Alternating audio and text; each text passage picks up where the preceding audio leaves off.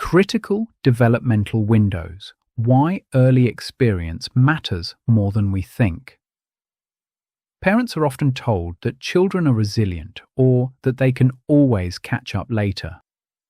There is some truth in that. Children do keep learning and development remains possible across life.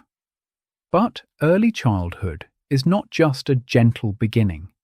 It is a period when experience is helping build the structures that later learning will rely on. A developmental window is a period when the brain and body are especially ready for certain kinds of experience. Language, movement, sensory refinement, attachment, social awareness, and self-regulation all have early foundations.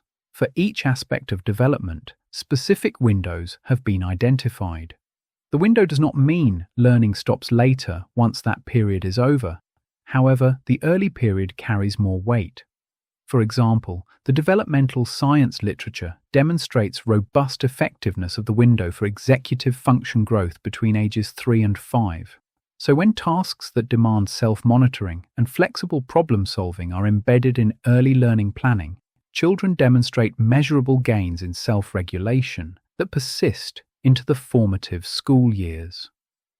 Maria Montessori described this through the idea of sensitive periods. She noticed that young children pass through times when they are strongly drawn to order, movement, language, small details, social behavior, and refinement of the senses. These interests are not random. They show where development is asking for practice. This is why the prepared environment matters so much in Montessori. The room is not arranged only to look beautiful. It gives the child repeated access to the experiences they are ready for: carrying, sorting, speaking, listening, touching, matching, waiting, choosing, correcting, and trying again.